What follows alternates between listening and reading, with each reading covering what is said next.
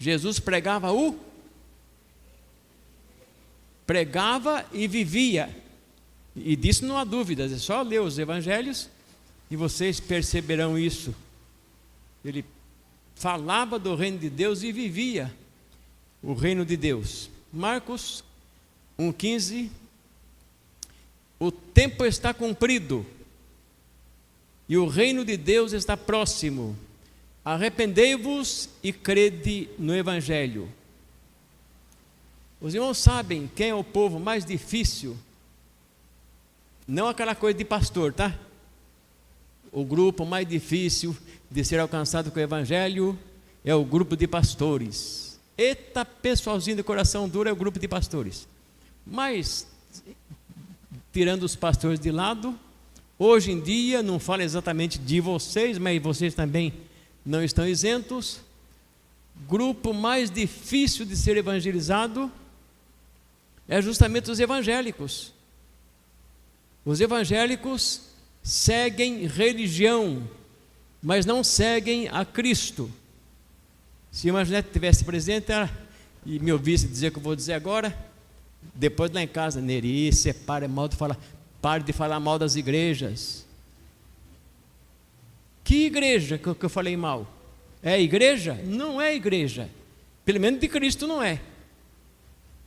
Tente evangelizar esse pessoal de igreja que tem programa em televisão. Tem 2, 3 que sobressaem. Uma delas até prega o evangelho, o pastor é mansinho, mas nas congregações, nas igrejas, pelo Brasil todo, ela é tal e qual a Igreja Universal. E eu digo sem medo de errar e de pecar contra Deus, se a Universal prega o evangelho, nós estamos fazendo o que aqui no Brasil? Se a Universal prega o evangelho, nós estamos pregando o quê? Porque se lá tem evangelho, aqui não tem. Se lá é evangelho, aqui não é. O que vocês acham? Decidam. Se lá é evangelho, nós não somos do evangelho. Então por isso que eu não tenho medo de falar de certas religiões. E de novo, tente testemunhar de Jesus, Senhor e Salvador. O pessoal lá não sabe de nada, porque o único lugar que eles ouvem falar de Jesus é no final da oração, em nome de Jesus. Só lá que tem Jesus. O resto do movimento todo, Jesus não tem importância nenhuma. O reino de Deus, reino dos céus, reino do Pai, reino de Cristo, ou simplesmente reino, significam a mesma coisa. E a realidade do reino de Deus, realidade do reino de Deus. Olha, você não vai cobrar mais não, né? Só por ter trazido Não vai. Irmãos, se os irmãos quiserem uma enfermeira, mas é enfermeira de Covid, eu estou alugando a Bianca, tá? Silvanei, eu divido com você. Estou alugando a tua mulher. Ela sabe cuidar bem de quem tem Covid, né? Então, se alguém precisa, eu estou alugando ela baratinho, uns 300 por dia. Só para ajudar o irmão, né? 300 por dia. Eu estava pagando R$300 num aparelho chamado Bipap. 300 por dia. Até que a Generete fez as contas e resolveu comprar uma máquina. R$12 mil. Foi caro? Foi. Mas se continuasse pagando 300 por dia, ia ficar quanto? Tudo bem que ainda devemos 10 mil, mas eu estou usando ainda, né? Às vezes eu durmo com ela. Bipap. Realidade. Reino de Deus na realidade.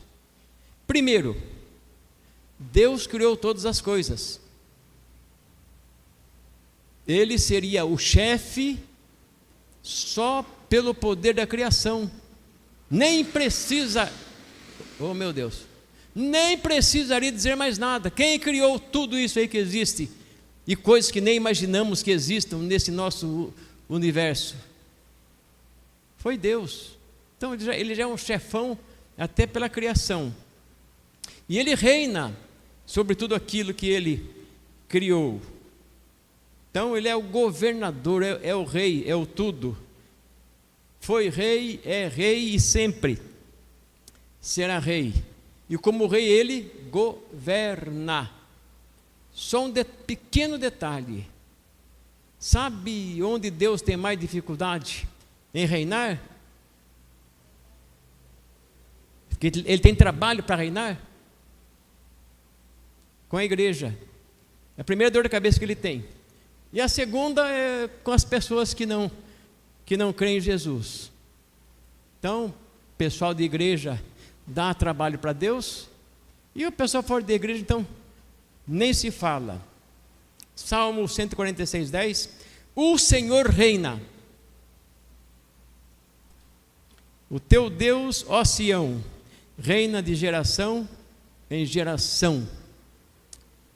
A segunda coisa que temos aqui hoje para reflexão é a natureza do reino de Deus. E antes de falar qualquer coisa, de ler qualquer coisa, Jesus disse: o reino de Deus está, quem se lembra? Entre, e trazendo para os nossos dias, entre nós.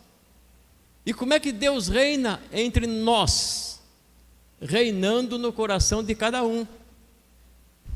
É impossível juntar um povo, seja de 10, seja de 100, seja de 1000 pessoas, e que Deus reine na vida e no coração de cada um.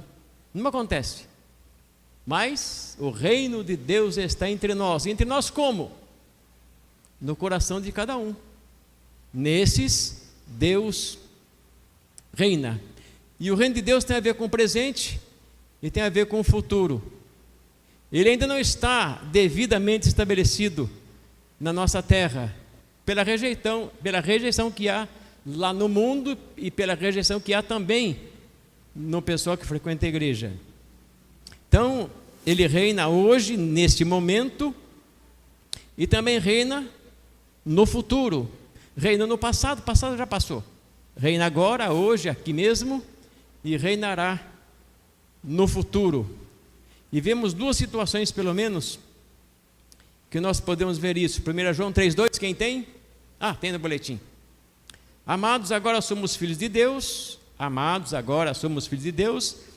E ainda não é manifestado o que havemos de ser. Mas sabemos que quando Ele se manifestar, seremos semelhantes a Ele.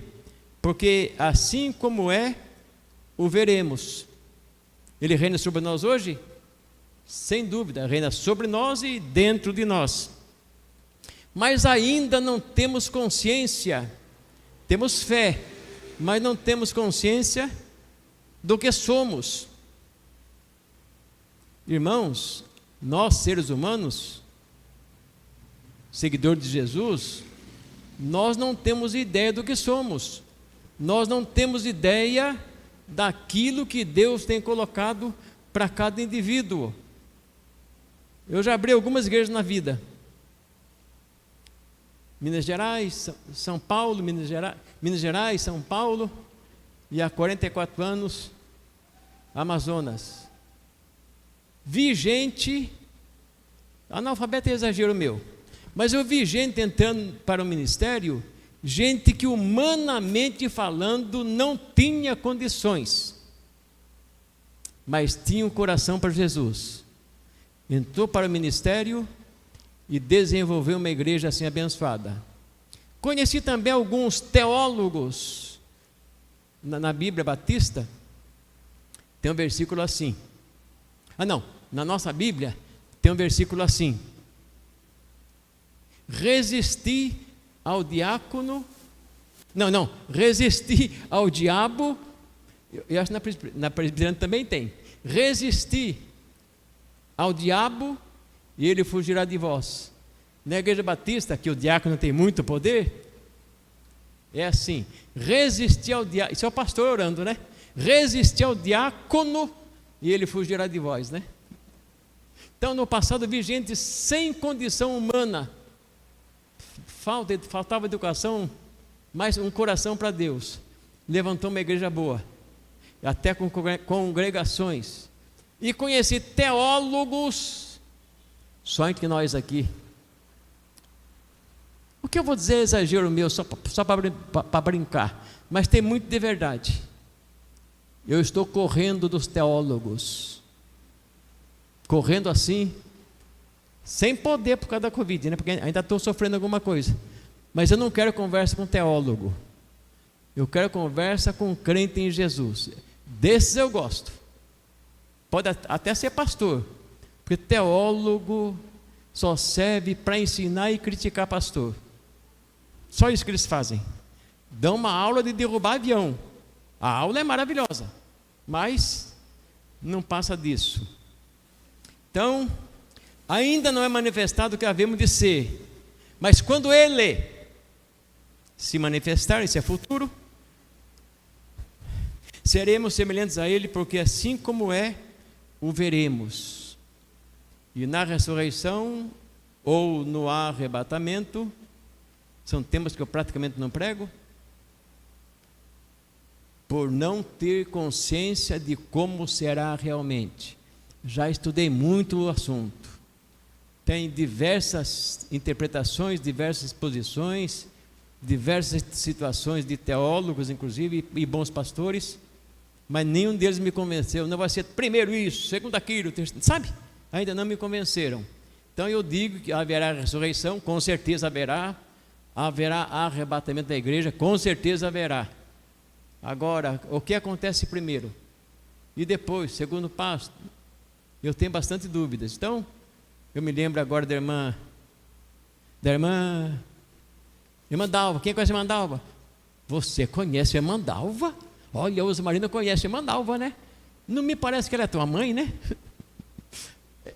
Escola Dominical 77, 78, lá embaixo, no piso de baixo. Eu desci do púlpito, uma plataforma que não era tão alta. Lá vem ela. Ô irmão Neri, eu estou lendo o Apocalipse e não estou entendendo nada. Eu só entendo Apocalipse até as cartas às igrejas. Capítulo 1, Jesus aparece. Capítulos 2 e 3, cartas às igrejas. Tem até um livreto que eu preparei, já tem uns 4 anos, não imprimi porque, já disse isso domingo, né? Não imprimi porque eu acho que está muito magro ainda. Pois é, pastor, estou lendo, irmão Neri. Pois é, irmão Neri, eu estou lendo o Apocalipse, não estou entendendo nada. Eu não sei se eu disse para ela, eu também não entendo nada. Não sei se eu disse. Hoje eu diria. Eu disse, irmã, não se preocupe, porque a bênção para quem lê o Apocalipse, né? A Bíblia como um todo, mas o Apocalipse também é para ser lido. Irmã, fica fiel a Jesus e aconteça o que acontecer, a gente está seguro em Jesus. Para mim é simples assim. Coisa que eu não entendo na Bíblia, tem umas coisas que eu não entendo, ou não tenho certeza, eu me baseio nisso, eu tenho que ser fiel a Jesus. Imagine que os primeiros cristãos não tinham o Apocalipse. O Apocalipse foi o último livro a ser escrito na Bíblia, alguma coisa como anos 90. Então imagine, de 33 a 90, não tinha Apocalipse, não tinha, nos primeiros anos, décadas, não tinha quase nada. O pastor não chegava assim, agora meus irmãos, nós vamos ler Atos dos Apóstolos, no capítulo, não tinha nem Atos dos Apóstolos e nem capítulo. Toda a pregação vinha do Velho Testamento, todo o testemunho vinha das promessas do Velho Testamento. Não tinha Novo Testamento como nós temos hoje, não tinha essa literatura toda que nós temos em bons livros e bons pastores, e até alguns teólogos têm bons livros. Não tinha nada disso. Hoje temos demais, né? Hoje nós temos que escolher o que ler, que não dá tempo de ler tudo. Mas enfim, estamos onde aqui? Dá um pulo aí. E vamos, semente de mostarda. Eu precisaria ter feito um slide e jogado no telão. Mas coloca teu dedo assim. A semente de mostarda, no meu dedo cabe, acho que talvez de umas 8 sementes. Na ponta do dedo. A ponta do dedo em pé assim. Cabe talvez umas 8 sementes. É piquititica. Outra parábola lhes propôs, dizendo: o reino dos céus é semelhante ao grão de mostarda que o homem, pegando nele, semeou no campo, o qual é realmente a mais pequena de todas as sementes, mas crescendo é a maior das plantas e faz-se uma árvore, de sorte que vêm as aves do céu, se aninham nos seus ramos. Eu vi uma foto, uma mão assim com uma sementinha aqui, e do lado a árvore. A árvore é imensa. Eu nunca vi uma árvore aqui no Brasil. Não tem, né? Acho que nem tem. Mas na foto, para comparação, aquela sementinha e aquela árvore imensa, copa grande. E que se torna terra, habitação de muitas aves do céu.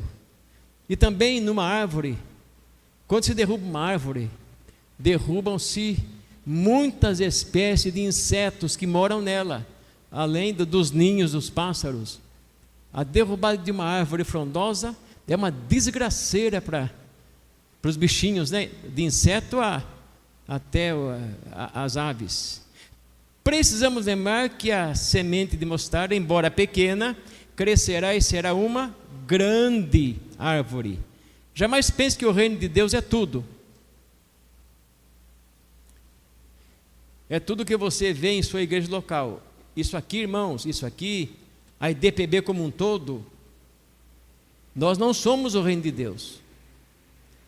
Tem gente que pensa que a sua denominação é o reino de Deus. É muito tolo quem pensa isso. Se pastor disser isso, é muito abestado. Nós somos nem um grão de mostarda no reino inteiro de Deus. Somos uma parcela muito pequena, mas ainda graças a Deus que mesmo parcela pequena, fazemos parte do reino de Deus, que é muitas vezes e infinitamente maior. Amém?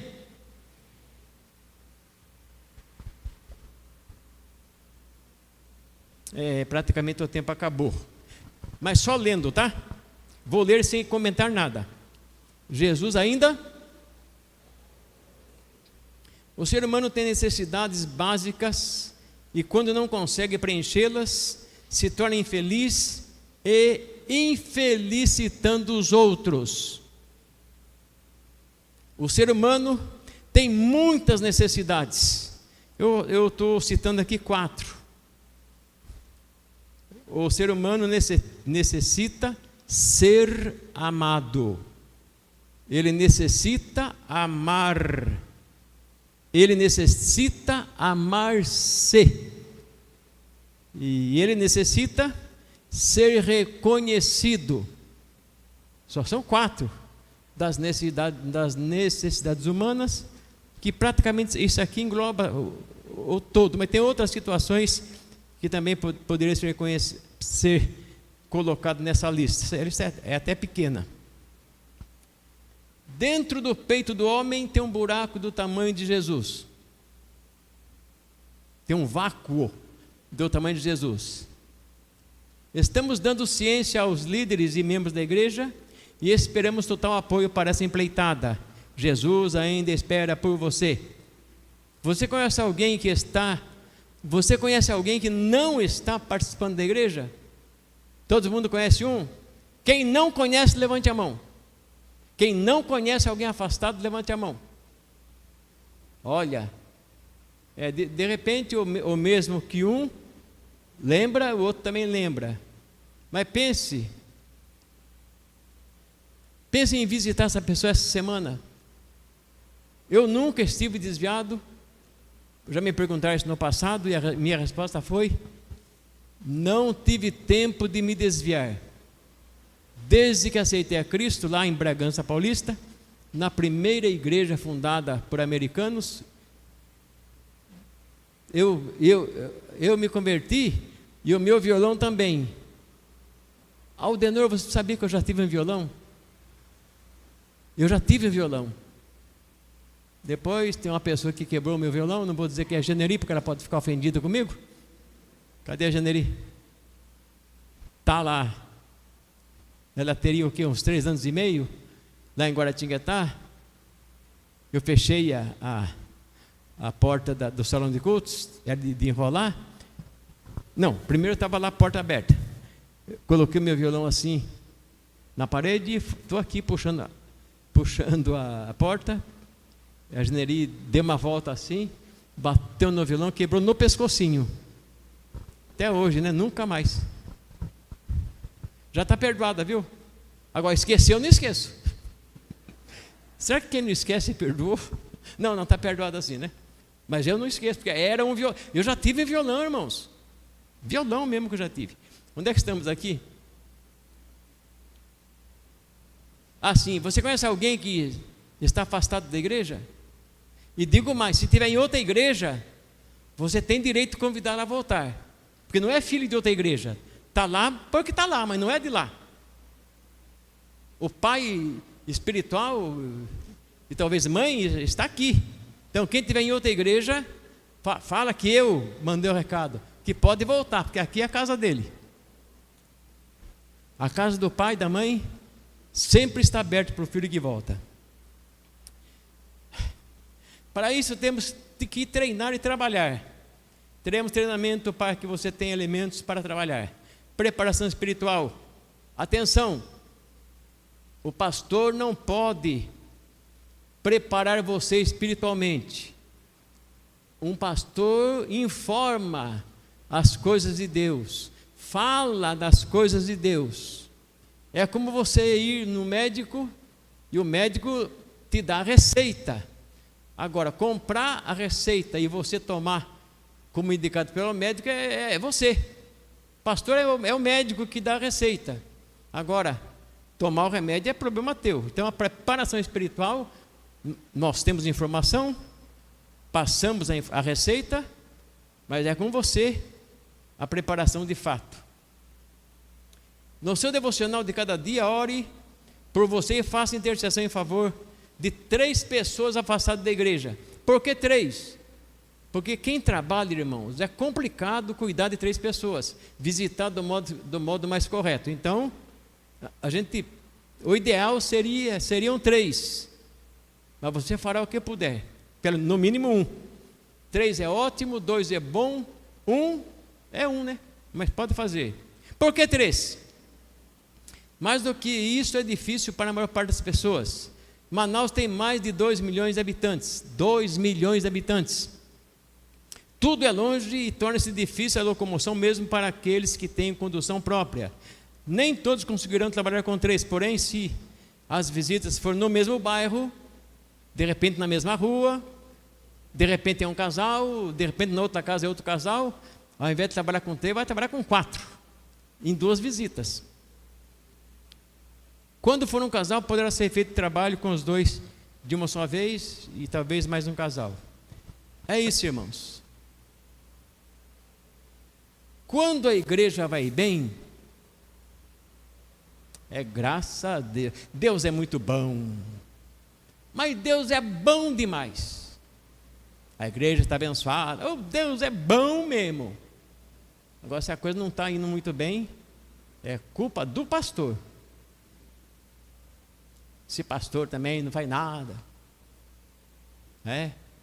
não viaja, não abre igreja, faz nada. Irmãos, tem pelo menos 2 coisas que eu vou dizer para terminar. Como eu disse, eu acho que semana passada, e tenho dito de vez em quando. Primeiro, uma pergunta que eu não fiz a semana passada. Por que Deus perdoa os nossos pecados? Para que Deus perdoa os nossos pecados? Para a gente sentar na igreja, no nosso caso aqui, domingo após domingo, senta na igreja domingo após domingo, o pastor prega que prega, fala que fala, fala que fala, e não vê assim tanta coisa acontecendo? É para isso? Para escutar o pastor e até nem dar trela para a conversa do pastor? É para isso que Jesus nos chamou nessa igreja? para sermos assistentes, tem uma história que eu gosto de contar. Eu era pastor missionário em Vespasiano, e a gente dependia do correio, né? Para qualquer coisa era correio. E mesmo o telegrama era no correio. E em Vespasiano fiquei amigo do chefe do correio, o nome dele era Pagão. Nunca soube o nome dele. Se chamasse ele pelo nome, ele não era ele era o Pagão.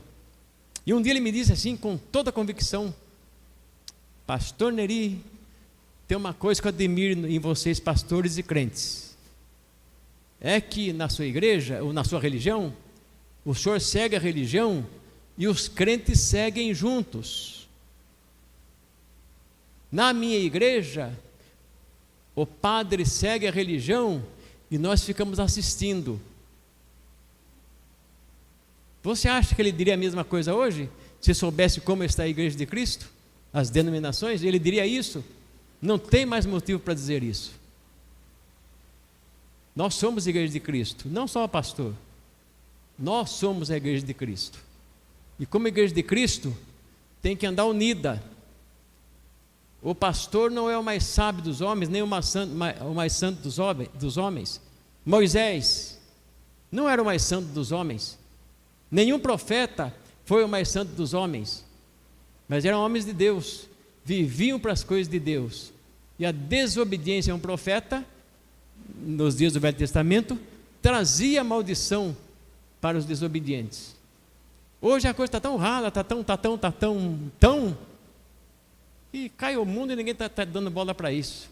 É preciso levar Jesus a sério. Alguém diz amém?